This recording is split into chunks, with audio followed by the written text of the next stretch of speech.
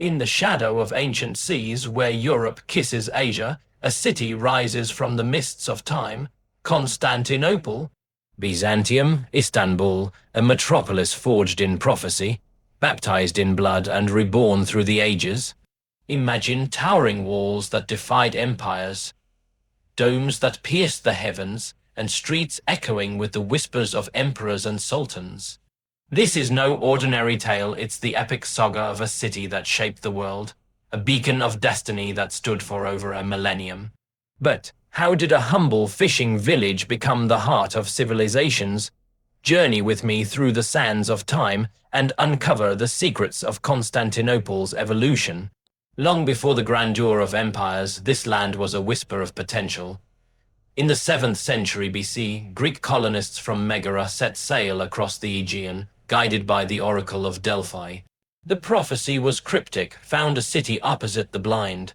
They arrived at the Bosporus Strait, a narrow ribbon of water linking the Black Sea to the Marmara, and gazed across to Chalcedon, a settlement whose founders had overlooked the superior site on the European side. Here, on a peninsula flanked by the Golden Horn Inlet and the sea, they established Byzantium. The geography was a gift from the gods, natural harbors for trade, steep hills for defense, and fertile lands teeming with fish. Ships from the Mediterranean funneled through, laden with grain from the Black Sea, spices from the east, and timber from the north. Byzantium thrived as a crossroads, its markets buzzing with merchants haggling in a dozen tongues. Yet this was no paradise untouched. Pirates raided its shores and rival powers eyed its strategic perch. Little did these early settlers know, their modest walls would one day cradle the mightiest empire on earth. But what force could transform this outpost into a new Rome? Enter Constantine the Great, the visionary who redefined destiny. In 324 AD, after triumphing in civil wars that fractured the Roman Empire, Constantine sought a fresh capital away from Rome's decaying intrigue and closer to the empire's vibrant eastern frontiers. He chose Byzantium, renaming it Nova Roma, though it soon became known as Constantinople, the city of Constantine. His political genius shone. The site commanded trade routes, bridged continents, and offered impregnable defenses with its triangular layout, land walls on one side, seas on the others. But Constantine's vision was more than strategic, it was spiritual. Once a pagan, he had embraced Christianity after a divine vision before the Battle of Milvian Bridge in 312 AD, where he saw a cross in the sky with the words "In this sign, conquer." In Constantinople, he built grand churches like the original Hagia Sophia, symbolizing the shift from pagan Rome to a Christian empire. Marble columns pilfered from ancient temples adorned new basilicas, blending old worlds with the new. The hippodrome became a stage for chariot races and imperial ceremonies, while aqueducts snaked water from distant hills to feed bustling fountains. Constantine's city pulsed with life. Scholars debated philosophy. Artisans crafted mosaics of gold, and legions guarded the gates. This was the birth of a metropolis that would outshine Rome itself. Yet, as the Western Roman Empire crumbled under barbarian invasions, Constantinople stood resilient, ushering in a golden era. What wonders awaited in its heyday? Under emperors like Justinian I in the 6th century, Constantinople entered its golden age, a symphony of wealth, culture, and innovation that dazzled the world. The Eastern Roman Empire, often called Byzantine, transformed the city into a jewel of the Mediterranean. Trade routes converged here. Silk from China whispered through bazaars, ivory from Africa gleamed in workshops, and spices from India scented the air. The city's harbors teemed with vessels, their sails billowing like the wings of exotic birds. Justinian's reconquests reclaimed lost territories in Italy, North Africa, and Spain, flooding the capital with tribute. But his crowning glory was the Hagia Sophia. Rebuilt after riots razed the old one in 532 AD. Architects Anthemius and Isidore engineered a miracle, a massive dome seeming to float on light, its interior a heaven of marble veined like rivers and mosaics shimmering with saints in gold. Sunbeams danced through windows, illuminating the emperor's throne as if blessed by God. Culture flourished. The University of Constantinople trained minds in law, medicine, and theology, while Procopius chronicled the era's secrets in his writings. Women like Empress Theodora wielded power, rising from actress to co-ruler, advocating for the oppressed. Artisans perfected enamels and icons, their works radiating divine mystery. The city's walls, fortified by Theodosius Roman II, stretched miles with triple layers of moats, battlements, and towers, a fortress unmatched. Wealth poured in from taxes on silk monopolies and customs duties, funding libraries stacked with ancient scrolls preserved from Rome's fall. Life here was a tapestry of opulence, banquets with peacocks roasted in spices, processions of robed nobles, and festivals where fire, brothers lit the night. Yet, beneath this splendor lurked shadows, plagues that decimated populations, earthquakes that toppled spires. How long could this paradise endure against the storms gathering on its horizons? The Byzantine Empire's survival was a saga of relentless warfare, sieges that tested the soul of Constantinople. In the 7th century, Persian armies under Khosrow Roman II swept like a desert wind, allying with Avars to besiege the city in 626 AD. Waves of catapults hurled stones, but the Theodosian walls held firm, their defenders raining Greek fire, a secret incendiary weapon that blazed on water, from siphons atop the ramparts. The flames consumed enemy fleets in the Golden Horn, turning the sea into an inferno. Then came the Arabs, fueled by the rise of Islam. In 674 and 717 AD, massive Umayyad fleets blockaded the Bosporus, their warriors scaling ladders under arrow storms. Again, Greek fire turned the tide, its formula a guarded mystery of naphtha and quicklime. Emperors like Leo Roman III invoked icons for divine aid, sparking the iconoclastic controversy that tore the church apart. Internal decay festered, corrupt officials siphoned treasuries, dynastic feuds spilled blood in palace coups. The 11th century brought the Seljuk Turks, whose victory at Manzikert in 1071 opened Anatolia to invasion, shrinking the empire's heartland. Then, betrayal from within Christendom, the Fourth Crusade in 1204, Venetian doges and Frankish knights, diverted from the Holy Land, sacked Constantinople in a frenzy of greed. They shattered the city's sanctity, melting down relics, raping and pillaging as flames engulfed quarters. The Latin Empire rose briefly, but Byzantines reclaimed their throne in 1261 under Michael Roman VIII Palaeologus.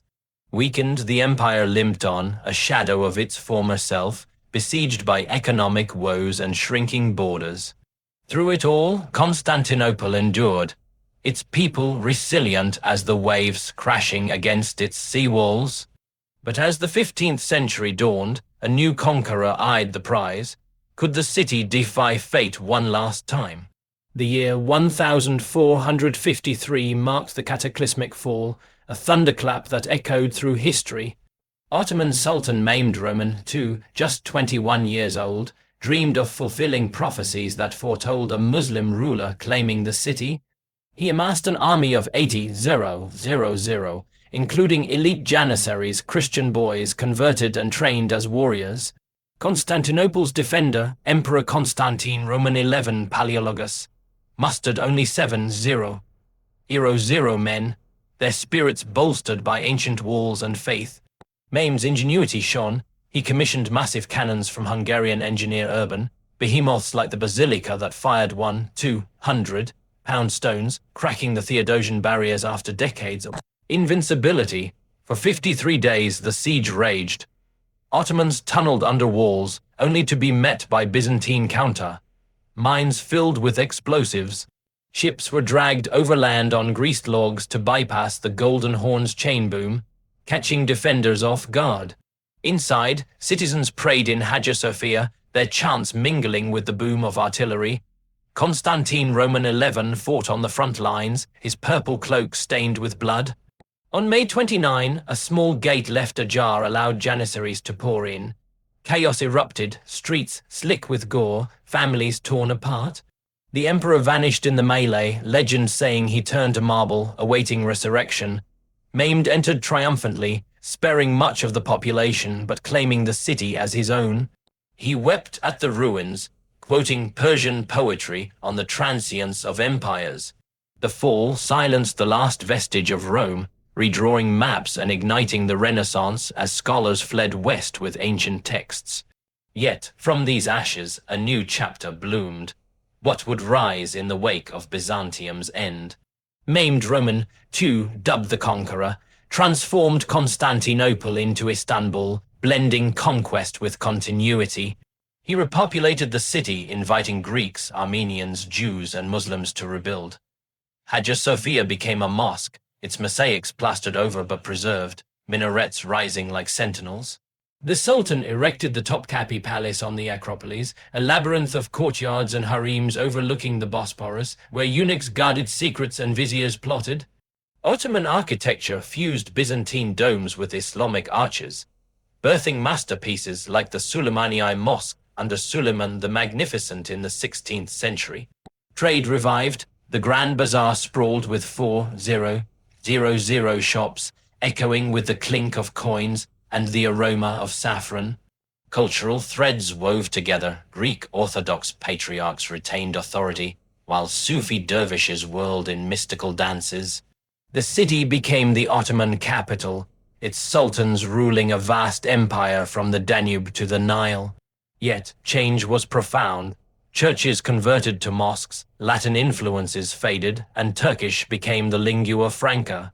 Through the tulip era of the 18th century, with its opulent gardens and European flirtations, to the Tanzimat reforms of the 19th, Istanbul evolved into a cosmopolitan hub. Decline set in with wars and nationalism, culminating in the empire's collapse after World War I. In 1923, Mustafa Kemal Ataturk shifted the capital to Ankara, renaming the city Istanbul officially. Still, its soul endured, a bridge between eras. But why does this evolution resonate today? Constantinople's legacy is a mirror to our world, a testament to resilience amid change. Its walls, though breached, symbolize endurance. Its Hagia Sophia, now a museum, turned mosque, embodies layered faiths. The city's story fueled the Renaissance, preserving Greek and Roman knowledge that sparked modern science and art. Trade routes birthed global commerce, while its falls and rises warn of hubris and adaptation. In Istanbul's bustling streets today, minarets pierce skylines beside ancient aqueducts. Tourists wander Byzantine cisterns, and ferries ply the Bosporus as they have for millennia. This is a city of fate where empires clashed and cultures merged, teaching us that no dominion is eternal, yet ideas persist. As the sun sets over the Golden Horn, casting golden hues on domes and waters, remember, Constantinople didn't vanish. It evolved, whispering lessons of power, loss, and rebirth to all who listen. In its evolution lies the heartbeat of history itself. If this epic journey through the annals of time has captivated you, subscribe to Unsolved History for more riveting tales of forgotten empires, hidden mysteries, and the untold stories that shaped our world. Hit that like button if Constantinople's saga moved you.